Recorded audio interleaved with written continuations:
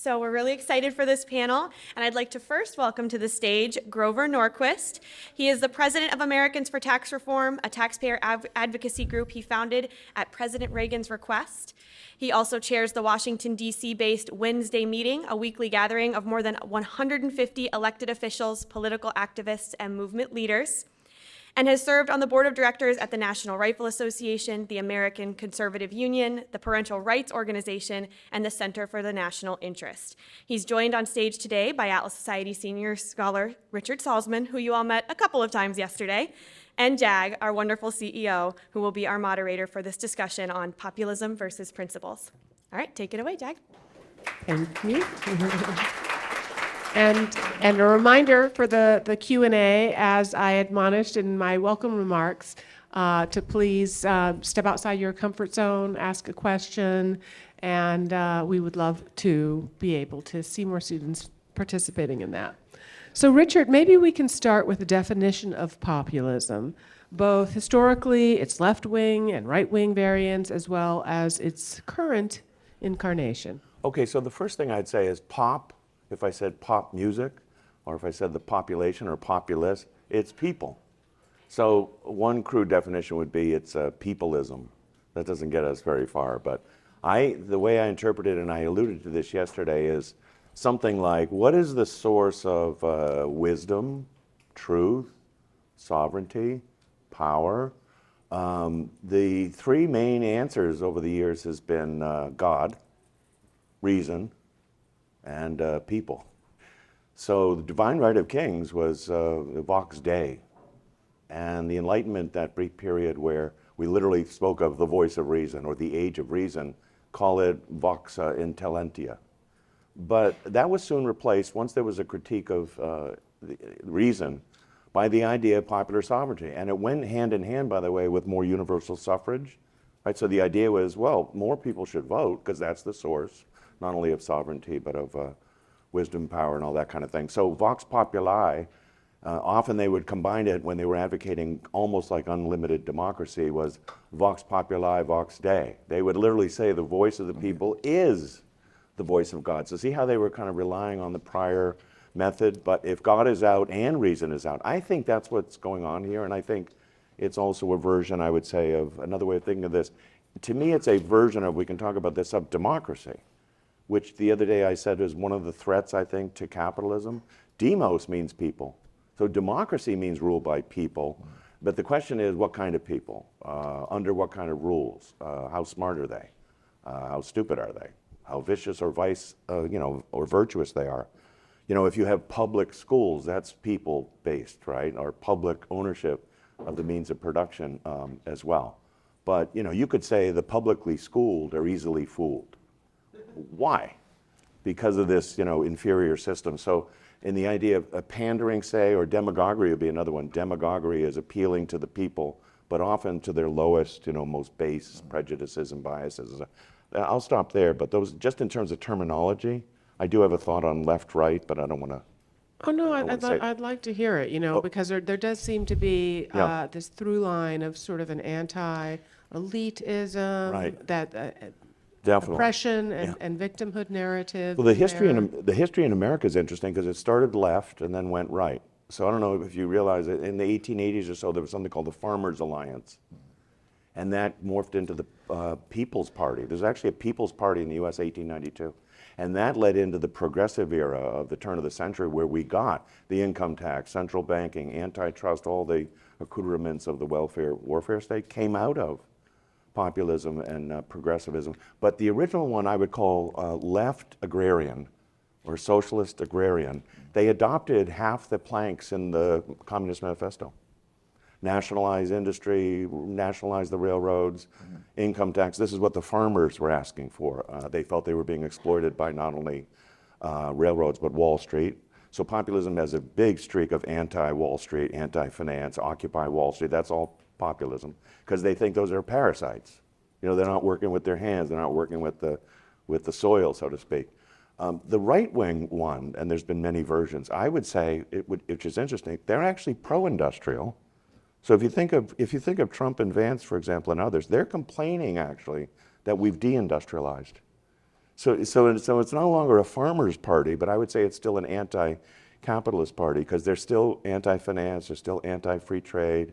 They don't, of course, object to anything about antitrust, so they've kept all the things that were put in place by the prior. But I just think of it as there's left and right versions of populism, but I think they're both anti-capitalism.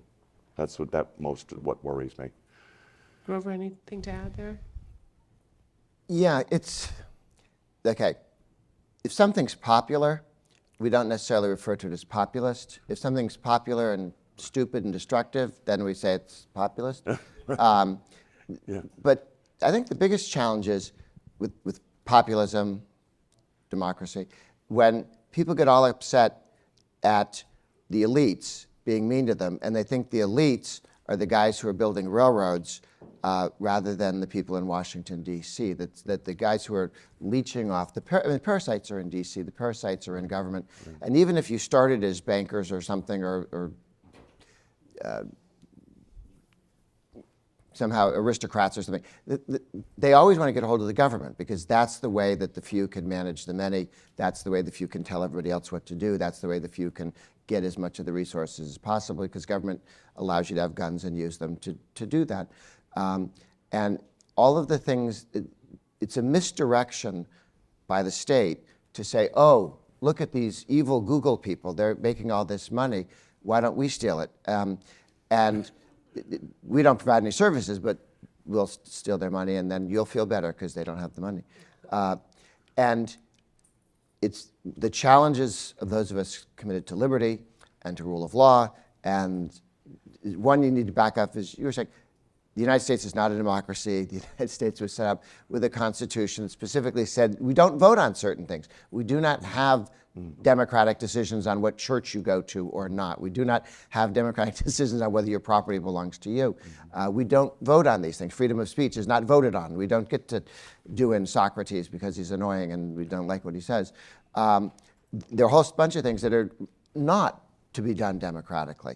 And the left doesn't like property rights, and so they work through, remember democratic socialism was going to be how you got to socialism around the Constitution, but to be democratic, which is a good word.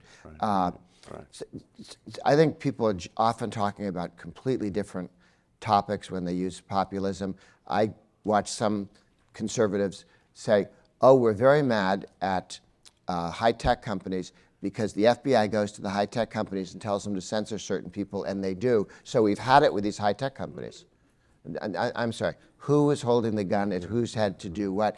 And yelling at the high-tech companies that are doing the bidding of the government because the government says, you know, you do have licenses you need, you do have permits you need, we can get you. It is often becomes a misdirection of statism, which is the problem, and then they decide middlemen are a problem, which has always ended up poorly when they decide to jump the middlemen in various countries around the world. I think it's fixable, but we do need to get back to, so what's the, if they don't give you the problem, they give you the who. They are causing, you know, they're doing it. Well, how about what's the problem and who is actually doing it? Because all the fixes that the farmers' party and the People's Party were out arguing for gave us big government, which the ICC, which was supposed to fix the railroads because it was unfair. There was nothing in the Midwest because there was no way to get stuff in or out by waterways until the railroads came, and then they decided the railroads should do it for free. So all this land that they had now became very valuable, but why would we share anything with the railroads? Get the government to make the railroads work for free. The railroads might have said, no, let's make the farmers work for free. They tried that before with serfdom. But the challenge there was that they put in the ICC to regulate the railroads and also to screw the South because it was much more expensive to send stuff in and out of the South since the North was running the government at the time and they were still irritated about the war. So it's used for all sorts of different reasons. But that lasted 109 years. And when we finally got rid of it, it was bipartisan. I sat in rooms with Ted Kennedy's people and others who recognized that all this did was create monopoly rents, and the Teamsters were in on the monopoly rents, and Kennedy hated the Teamsters, so he was on our team. And we undid it, but 109 years to fix the problem, because they misunderstood or thought there was, the prices are too high right now. Well, the way to fix too high prices is to have entry and competition and all that sort of stuff. But mobs don't see that, and politicians don't see that, and they stick us with programs. 109 years. I sat in a room with 3 congressmen, 3 senators, the head of one of the big 5 high-tech companies, and these guys are all telling the politicians telling the high-tech company guy, well, you should have a reasonable regulation, because just like we did with railroads, they were so new, who knew? We had to regulate them, of course, because we would know how to run them rather than people who build them, and where they build them and so on. And which is when I gave a little talk about 109 years of stupid, okay? That if you let them put the handcuffs on you, it'll take them 109 years to even change them. Well, we'll give you a little more breathing room. Government doesn't reform well. The state doesn't reform well. Don't let them make decisions. But the populists say, here's the problem, and they blame the elites, and then the government comes, smart people in the government come in and say, well, here's how we will fix them. And then they create new elites. The organized labor unions are set up to give voice to a bunch of people, and then they, thank you very much for your opinions, we'll tell you what they are, and then they cut the deal with the government on what they want, and what the labor union leadership wants is not the same thing that members want, but they become part of the elite or part of the state apparatus. It's a real problem, because really good people who see a real problem veer off into fixing it in a way that you know is going to be destructive, and you want to tell them they're stupid, but that's not the way to start a conversation and get them to join you. Definitely not here at the Atlas Society. We don't like to do that. Well, there's less stupid here. Talking about sort of modern conservative populism, which, it seems to be on the rise. What are the biggest problems? Is it that they don't have fixed principles? Is it the anti-elitism, the penchant for protectionism? I remember you'll remember that, I remember from the 50s, the Eisenhower years, they used to call them country club Republicans, or white shoe Republicans, versus the people, versus the masses. And I think the Republican Party, after a while, realized, okay, we're never going to win an election again if we're seen as not only the party of minority, but the party of these rich, privileged golfers. They're never working. They're always at the country club. So Reagan, you could argue, was a form of populism that wasn't in Nixon. Nixon had the law and order thing, so maybe a little bit there, but Reagan was the first one. But I think it was kind of a healthy populism that said, we need to start, as Grover said, we need to start distrusting the elites, the bureaucracy. It was the early kind of critique of the swamp, even though he didn't use that. He always used to rail against, during all his speeches beforehand, these unelected bureaucrats doing crazy things to us, or punitive tax rates. When the supply siders came in and said, we're going to need to drop that top tax rate from 70 to 28, I mean, you could say that was not a populist thing to do, even when Trump did it, right? Got a lot of crap for it, for, handouts to the rich, remember that? But I think it was an electoral thing. If the country's going in some direction and you want to win elections, now I know that sounds opportunistic, but I don't think Reagan was opportunistic. He was probably as ideologically close to us as we could have guessed. You have to appeal to the voters. I think the way he did it was saying, there's wisdom in the people.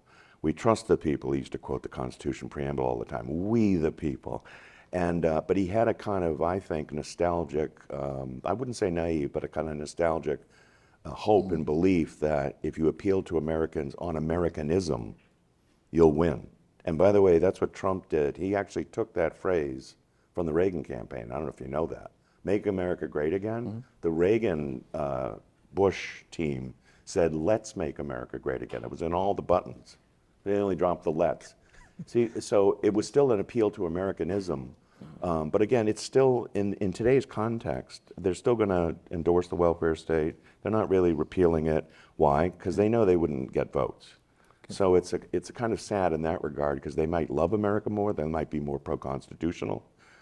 But as long as you're appealing to this this broader population that's been told they must rely on the state is their nanny, the state is their protector. It's hard to fight against that, even if you were a true blue objectivist candidate. What could you possibly say that would get you elected? So one choice would be don't bother running. But I think many, their choice is, I'm going to run and do the best I can to, I mean, would you disagree with that calculus? Is that, on the right at least, what's happening on the right? I think it's slightly different. Okay. Some guys on the right get very frustrated because, you know, we have the Constitution and we're right, and why don't we get to win? And so they flail around, and they see the left making headway with statist arguments of the few will tell you what to do, and the government will come in and make things better, and will be very flexible. And then they want to do that. And you've seen 3 Republican senators say, maybe we should raise the corporate income tax. Like, that would be free money because it's paid by a guy named Mr. General Motors and not by people. But in point of fact, in trying to pass the 2017 bill, we did some polling and focus groups and found that most Americans actually understand that the corporate income tax is paid by workers in lower wages, consumers in higher prices, and retirees in 401ks and IRAs that aren't as valuable, and your nest egg is smaller. There's a basic understanding. When Reagan said we should take the corporate rate to 0, just in a passing conversation, the left exploded for about a day and a half and then shut up. And I remember thinking, why was that? And the answer is, they didn't want to have that conversation, okay? Who pays the corporate income tax? The study that Kevin Hassett did prior to the Trump Republican cut in the corporate income tax rate basically showed that if you take the top rate from 35% down to 21, that would give you 7% growth in wages. 14% down, 7% growth in wages, and that we got 6.8 in 2019, which is not bad for government work. And it was a study of many different countries, and largely in manufacturing. The corporate rate coming down means there's more capital per worker, more investment per worker. When you have that, you get more productivity. When you get more productivity, if you have free labor that can move, then people bid against each other and wages go up. This is exactly what happened. So I think we can make the case that taking the corporate rate towards 0 is in fact the populist thing, meaning, you know, the farmer and the worker are the people who you don't want to see. Are they doing better, is my question. Are they doing better with my policies? The answer is yes. And raising the corporate rate hurts the very people that they are doing that to. We won the debate. We didn't follow up on the win, but we won the debate on welfare. Not when we said it's expensive and we're tired of giving money to people that we don't know. We won it when we said this is bad for poor people. You are destroying their families. You are destroying their lives. You are crippling their ability to get ahead in the world. Stop hurting poor people. And the left, the congressman, I was hanging out with Gingrich at the time, and you could see the left-wing congressman got pissed at they didn't mind when we said stop wasting our money. That's a profession for them. Or mind when you're stealing other people's money. Yes, that's what we do. But when we said people are dying and having their lives damaged because of your welfare programs, and take a look at how everything was getting better in a bunch of communities until you did the Great Society, and then things started to get worse. You did that. You're damaging these people. That's when we won the fight. That's when we got aid to families, dependent children, block granted. Now, there are 100 other programs that we need to do the same thing for, but it's not like it can't be done. It's not easy for politicians to see how to do it, but we have some models. Public education, government-run schools, right? How are we winning the fight of getting school choice and kids being able to choose what school, parents and kids deciding which school to go to, government-run, not government-run, homeschooling? By pointing out, this is bad for kids, this is bad for, not it costs a lot of money, not they have dirty pictures in the schools, this is bad for kids and parents, and we need to stop this, let people choose themselves. So I think we can argue liberty as the populist thing, meaning that thing which helps the image of the farmer, the middle income person, and we've won that in certain cases, and the next 3 years of my life is trying to win that on the corporate income tax. We're winning it on the Republican Party side. We've got 3 problems in the Senate and Chip Roy in the House who don't get it, not because they're morons. But the depth of understanding actually is quite strong, and now we've just got to build out on that and make the case. You want to help workers? Cut the corporate rate. Can I just say quickly, on taxes, the power and influence of populism is so great that even when it's a proper policy, when it's pitched, notice how it's pitched, need to cut the top tax rates because it'll have incentives. But often the supply-siders would say, and it has trickle-down effects. It's trickling down on the populace. So this isn't just, for the rich. Now, if they had argued from a rights-based perspective, it would be, hey, the rich earn their wealth as much as anybody else. They have a right to their wealth. I don't care what influence it has on tax cuts. If we cut taxes and they don't do anything with the general public, I mean, technically that would be okay. I do think capitalists are kind of obliged to prove, which is not difficult to prove, that their policies are beneficial for people broadly. What people really are bothered about is that they're unequally beneficial. But if everyone still benefits, no one's being harmed. But one last thing about the Republicans, too. There's a freedom caucus, not only in the House, but in the Senate. And there's only like 5 senators out of the 49 who would consider themselves constitutionalists. I don't know if you know that. Overtly so. So Mike Lee, or Rand Paul, or would you say Johnson? I think Johnson's example. And Ted Cruz, maybe, right? They are overtly of the view that, yes, we are conservatives, but we're big believers in nomocracy, rule of law, not democracy. They won't quite say it that way, but they're real constitutionalists, and the others are much more populist. But what's interesting is, there's caucuses in these chambers. A caucus is like a special interest group. So they have the Black Caucus, or they have the Progressive Caucus, or the Hispanic Caucus, and it's always struck me as funny that we need a Freedom Caucus. I thought we were for freedom, but apparently freedom is like this little special interest group within. Did you find that? It is kind of sad. It is. So, There's only like 20 of us. we haven't talked a lot about immigration, although it's actually kind of in the room because we had a lot of students from other countries that, were accepted to come here, and huge objectivists, read everything, couldn't get their visas. Of course, our senior fellow, Antonella Marti, who desperately wanted to be here and has been wrangling with lawyers and immigration and this and that. It's completely upside down. And then, of course, we have the travesty of this anarchy that we have at the border. So I have a question in terms of immigration. To what extent is concern about anarchy at the border and also the pace of immigration, disagreements about the pace of immigration? How much are those concerns driving the recent rise of populism, not just here, but other places like Great Britain? You take it. Go ahead.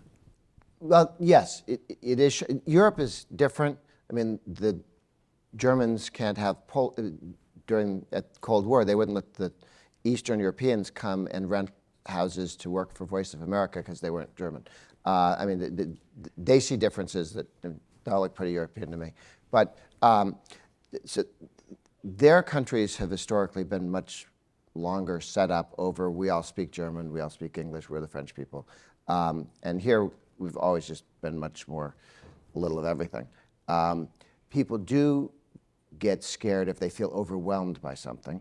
There are real questions about people who walk across everybody's property coming in from through Arizona and California. It doesn't, the left that wanted to go with zero population growth, the 3 major groups that fight immigration in the United States were all derived from the zero population growth movement. They realized that even if Americans stopped having kids, we could still have 500 million Americans because they could be immigrants. So they went, and literally there's a letter with, here's our plan. We're going to get the conservatives to be against immigration on cultural reasons, and that way we'll block immigration and tell everybody not to have kids, and then we'll have the zero population growth that they wanted. And that had some success, but less than you'd think. I mean, the numbers aren't really there, the hostility to immigrants, because everybody knows immigrants, they know some. But in Europe, it's a really big deal. Part of it also is whenever there's a lot of something, that can scare people rather than at a lower level of immigration growth. I'm very sympathetic to immigration growth. The idea that more immigrants mean wages go down, which is what organized labor says. Every anti-immigrant law until the last 5 years in this country was run by organized labor. They started it, they fought it, excluding the Japanese, the Chinese, the Eastern Europeans. These are all run by organized labor because they had this theory that more people mean wages go down. Well, we only had 3 million people in the country when we started, and we got 300 million now, and we all get paid better. So I don't think the numbers really drive wages down rather than productivity and people's ability. But yes, it does scare some people, and part of that is if you have. It's not Yes, just the it does. immigration, but it's the illegal immigration. It's the fact that we have the porous border, that this anarchy, that it seemed to be more or less under control under Trump, and then now it's just exploded. Well, it is interesting that because the 4 or 5 constitutional Republicans I named, they will go that route much more. They'll say, can we please have the rule of law? So notice they're focused on the law. But the others, say Trump, Vance, and everything, they know it's lawless, but their concern more is that they're coming over at all and changing the cultural composition of America, the national profile, whatever we are, which has changed over time. So that I think is more sympathetic to Americans, because true blue Americans want to keep us American, whatever that means, even though they say we are a country of immigrants, we've changed. So they have this very mixed attitude about it. But one thing I've noticed is if you look at the old populists that I named from the 1880s, and they were socialist, agrarian populists, and they cared a little bit about immigration, but if you go back and look, many of them themselves were immigrants from Germany and elsewhere. So they weren't really that anti-immigration until later.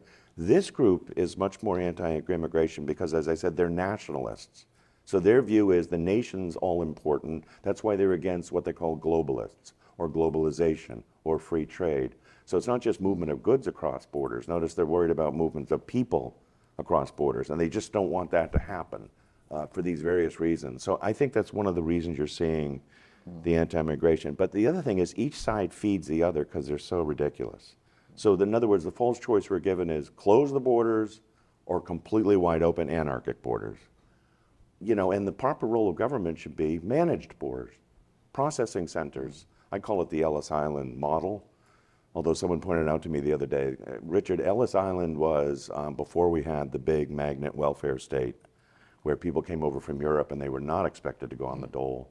They were expected to go to a language office, learn the language right away, get a job. Maybe you needed a sponsor. We would only leave out criminals, the diseased, right? Maybe terrorists. But other than that, Anarchists. Anarchists. I was one of the 16 anarchists. Otherwise, everyone's in. So I'm big on immigration, but I want it totally legal.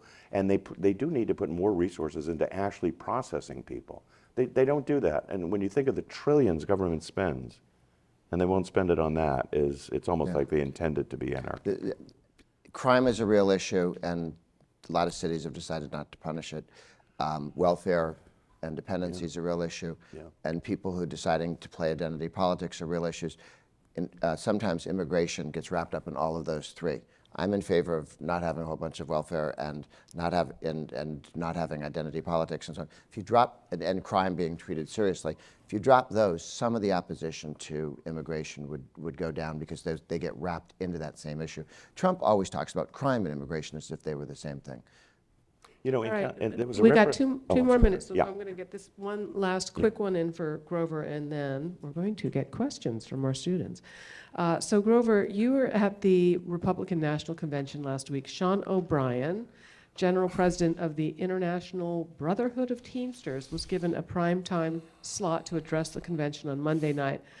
I don't know what unsettled me more, his vilification of big business, his condemnation of right-to-work laws, something that you and ATR have been in the forefront of trying to advance, or the cheering from the rank-and-file Republicans at his rhetoric. So what was your takeaway?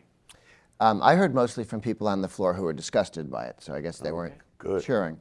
Thankfully. Okay. Why in the world do they do that? Okay.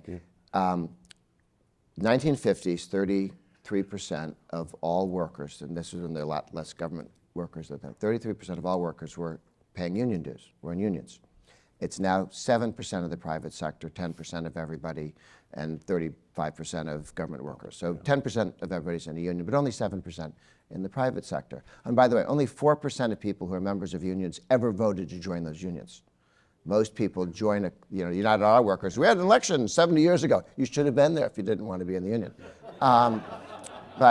So stop whining. You chose to join the union because you wanted a job, silly. Settled. And that was when the country was blue. I mean, for 62 years, the Republicans only, from 32 to 94, the Republicans only carried the House and Senate twice out of 62 years, and Congress runs the country. We had a one-party state financed by organized labor and organized by organized labor. That number went from 33% down to under 10%. And now we're getting better with we get more votes from the blue-collar workers, okay? And some moron goes, I know what we should do. Let's empower the labor unions to stand between us and workers again, the people who are now voting for us because they no longer have these guys sitting on their, knocking them on the shoulder and telling them what to think and why we're bad people. You don't want to talk through the union boss to workers. You want to talk directly to them. And when we do, we're now winning them. And it's like people we should do better with the black vote. Let's talk to Jesse Jackson and he'll give us permission and he'll tell all the black people to vote for us. No, he won't, okay? He'll take all of the stuff you want to give him and then he'll tell everybody to vote for him and his team. But you don't go through the intermediaries who've already cut their deal with the left in order to get more of the votes. So it is stupid beyond words that you would do that. That's not, what you wanted was a guy who was a blue-collar worker who had been through good times and bad times and talk about when taxes got cut, things happened, when you had bigger, and by these, now they want to have these rules that my car has to be like this. I don't want the EVs or whatever. There is somebody to talk to actual workers, but it's cheaper and easier to talk to somebody that the labor union thugs have already pre-selected. And to go for the Teamsters is one of the most corrupt of the unions is an odd choice. I mean, Jag, you said you were more worried about the audience reaction, but the nominees determine who's on stage. So I'm more worried that Trump and Vance had no problem with it. That was and Trump Trump's was actually call. in the audience nodding before this anti-capitalist the whole time. I realized he had just been shot, but still. All right, so fantastic. Let's take a few questions. Raise your hands, be brave. Where do you want to start? That's great. Oh, right here behind you, We Lawrence. agree on so much. We got Sonia up here too.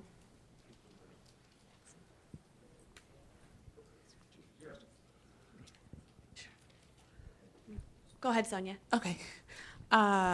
Speaking of the Republican National, convention? Yes. And the nomination. So J.D. Vance is who I characterize as a populist in the sense that he almost has similar economic convictions as Elizabeth Warren. So Sanders. do we see this rise of people like J.D. Vance within the Republican Party portending a general shift by the right to embrace more anti-capitalism, and does this serve as some sort of, I guess, white flag to members of the more anti-capitalist left, in that they can find a common ground? So maybe. I think it's a really insightful insight that you just made, because Vance and Warren, this is Elizabeth Warren, the senator from Massachusetts, who's an anti-capitalist. I mean, they have And a Native American, apparently. Yeah, even better. But they've co-authored legislation. I think if you look, someone once pointed out, and at first I didn't think it was true, and I checked it, that Bernie Sanders' views are closer to Trump's than people think. Other than taxing the rich, protectionism, labor, there's a whole bunch of things where they agree. So I do think it means the Republican Party is moving to more anti-capitalism and moving away from, in other words, the Reagan model of the last. I think the last 2 decades of the last century, we were moving in the direction of more capitalism. That's one of the reasons the Soviet Union fell. And notice even Clinton mimicked what Reagan was doing. Mm-hmm. The era of big government is over, he claimed. Yeah. We're ending welfare as we know it. We're for NAFTA and free trade. That was Gore and Clinton. The last 20 years have gone the other direction, and both parties, sadly, have gone in that more anti-capitalist direction, I think.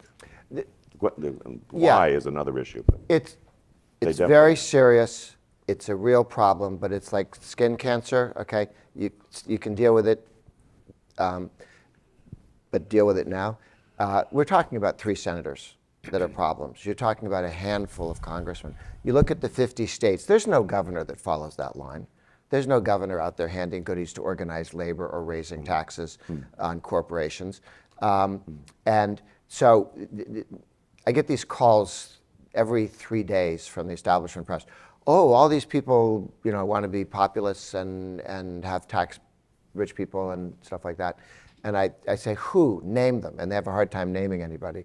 And J.D. Vance voted. There was a major Let's Organize Franchises law that that all the Republicans except Hawley of Missouri, who's hopeless, voted against, and J.D. Vance voted no. Okay, that was a real test of union, non-union, union versus worker. J.D. Vance voted correctly, as did Marco Rubio, who sometimes has impure thoughts. And so, yes, it's a problem. But again, you're not seeing this at the state level where you have Republicans own the state legislature and the governorship. They're going off in different directions. It matters because when it's 51-49 in the Senate, 1 or 2 guys going silly on you can squash what you're trying to do. And that's that. So, yes, it's a problem. It's limited, but we need to go in and pick it out. Another example of left-right doing the same thing, Joe Biden. All your student loans are canceled. They're just pandering, illegal, unconstitutional, even when the SCOTUS said it's illegal, did it anyway. But what did Trump say last week? No taxes on tips. Now, I'm for lower taxes, but they never advocate lower spending on anything. But notice the appeal, though, no taxes on tips. In other words, appealing to the waitresses, busboys, everything. This room is fine with that. Waitresses are fine, they're great. Notice, though, the appeal to the general. Yeah. We're not giving corporate tax cuts. It's taxes on tips that we're going to cut out. Yeah. All right, question here in the back. Hey there, good morning. So my question is, do you think Trump, if he wins this election, do you think he's going to pursue a more like anti-business type of agenda? Just because after the whole January 6th thing, right? Like Deutsche Bank and a bunch of other, creditors and stuff like that, they froze his accounts, then Twitter, Facebook and Instagram, they kind of wiped his accounts. And what I'm seeing now is that a lot of, tech insiders and also people in finance like Jamie Dillon, Bill Ackman, among a bunch of other people, are saying his praise and stuff like that. Do you think they're doing that as to, kind of hedge your bets against, a possible win by him? And yeah. Yeah, I mean, that's a really interesting question because, I think it is personal, right? So. Yes. The Democrat agenda for all companies and people who accumulate wealth is so tough that whatever poking Trump did is a fraction of what the Ds have promised to do and swear to do and will do. And that's everything from the courts to the regulatory structures. So actually we're doing better with the high-tech guys because they see that. And including Trump is very good on immigration for high-tech workers, and the Democrats are not. But that said, Trump does get irritated at some of the companies or CEOs that threw punches at him. The one anti-business thing that he talks about doing is the tariffs, but that's the other stuff. I think is one, survivable, and two, a threat he wouldn't necessarily carry out. I do worry about the tariffs. I think the most dominant example of this will be antitrust. So you got Josh Hawley on the right for antitrust, attack big tech, big meat, big anything, big fill in the blank, go after big, a very populist message. But also Amy Klobuchar on the left. There's another example of they both agree entirely, and it's a totally populist message. And Trump, Vance is very much tech is evil, big tech is evil, break up the big tech. So I think the one anti-capitalist push you'll see if they get in would be that. The other thing, I don't know if they don't renew the tax cuts, the tax rates are going to go up, I think in January. Yeah, right? Not the corporate rate, that's fixed. Suppose they win, but they lose the Congress or something. There might be this push to allow the tax rates to go up. But I do think you'll see a more anti-capitalist Trump next time if he wins. I think it could go either way. Young lady right here. Thanks. As you guys touched on, one of the consequences of lower corporate tax rates and just capitalism generally is while everybody may be better off, there could be more like economic inequality. And I personally don't have an issue with this, but I know a lot of people do. And one of the kind of, I guess, like best concerns I've heard raised against this is that when you have more inequality, even if everybody is well off, this does lead to social instability and crime, which I'm sure we all would like to avoid. So I'm just wondering what your thoughts are on this. I'm gonna jump in and go to Grover. I was recently at one of these tech conferences, the same conference where I saw that AI animated video and gave us the idea for the trailers. And it was very interesting that, it was largely made up of people who had investment funds that were looking for investment opportunities. And it was also largely made up of startups that were looking for investment, that were looking for money. And what was the big concern that everybody was talking about? Income inequality. This is something we got to solve.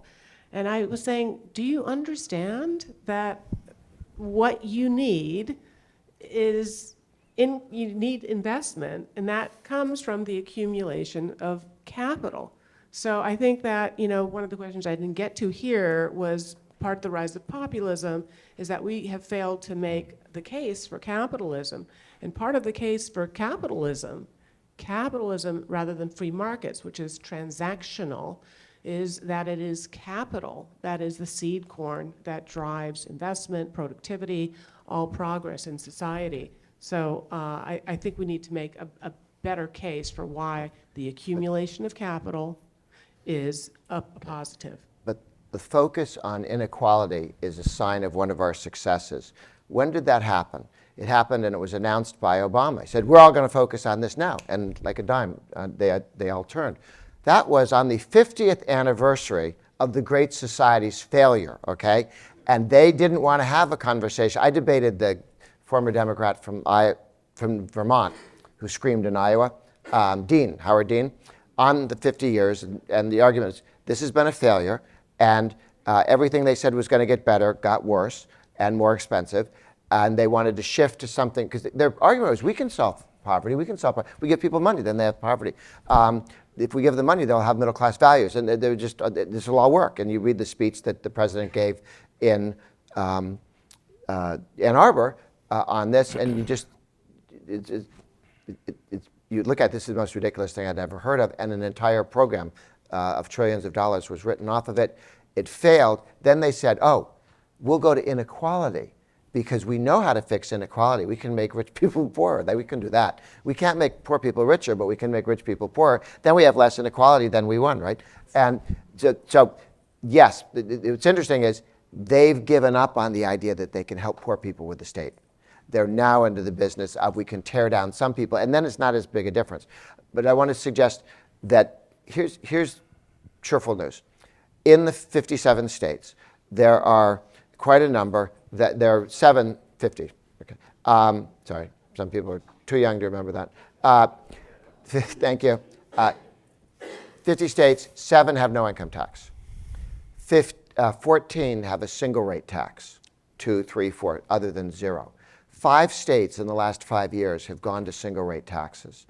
We've got another 5 states that are en route to single rate taxes, where they pass the law, they're going to go to single rate taxes.